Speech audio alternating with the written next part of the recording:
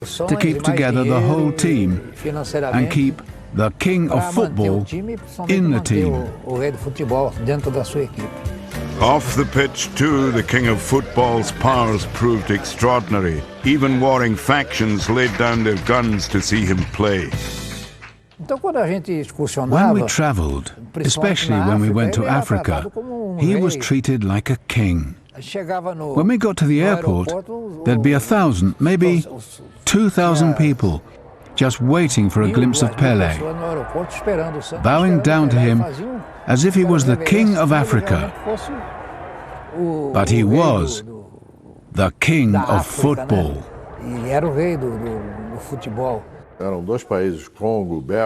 The Congo and another country were at war.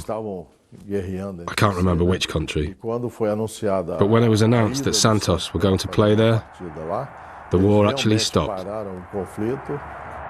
In the 2 days we played, everything stopped. There wasn't any gunfire. The police and the military stopped going about the city. It was an incredible party. We arrived, played, won and left. And as soon as we left, the war started up again. Santos had gone global, but at home the roots grew stronger. Santos have a huge fan base these days, maybe one of the biggest in Brazil, and that's all down to the work we began in that era. Kids who grew up back then and watched that great Santos team play suddenly became Santos fans, and that gets passed down from generation to generation. And that has made Santos one of the best supported clubs in Brazil. Santos were the only club from the São Paulo region who were well received in Rio. People from Rio loved watching Santos. They might be Fluminense fans or Vasco fans or Botafogo, but they all loved Santos.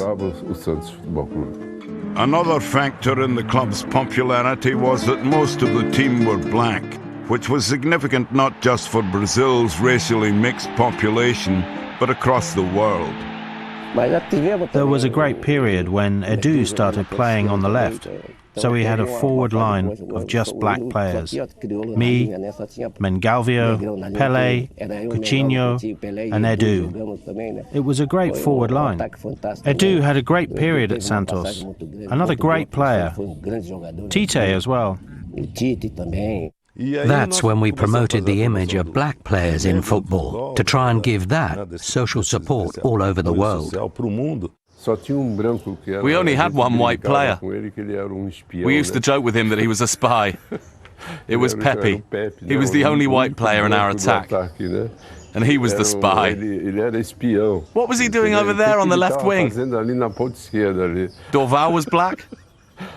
I was black, Coutinho was black, Pele was black, and then it was just him as the white man. But behind the jokes lay a fierce work ethic and an unbreakable bond. It was a fantastic team. I don't think I've ever seen a team like it. We had great players and a really good spirit, good friendships. It's great, because even though we've stopped playing together a long time ago, we're still good friends.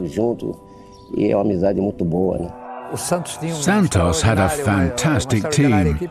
Maybe if Pele had started out with another team who weren't as great as Santos were, then he might have had a few problems. He may have taken a bit longer to show what he could do. You get players who stay at a club for 10 years, but for everyone to stay at the same club for 10 years is very rare. That's how it was at Santos, and it was amazing. We did everything at Santos and gave Brazilian football so much joy. Santos always had a big influence on our World Cup wins. Santos gave the national team a lot of players, especially in that era up until 1970. We had Gilmar, who was the World Cup winning goalkeeper in 58 and 62. The centre-back who I played alongside was Mauro, who had captained Brazil in 62. And Orlando Pele, who won the World Cup in 1958. Then in midfield, our captain was Zito, a World Cup winner, We had Mengalvio, Dorval, Coutinho, Pepe, so most of the team had won a World Cup. And then on top of everything else, we had Pele. The legacy of this sensational team who took on all comers and conquered the world can still be seen today. Robinho, Ganso and Diego all starred as the club won the 2011 Copa Libertadores. Also prominent was the latest pretender to Pele's throne, Neymar, who joined Barcelona in 2013. All these players, though, will be forever measured against Os Fantásticos. It was something that had never been seen before. For 10 years, this team outshone everyone. In Brazil, North America, South America, and Europe.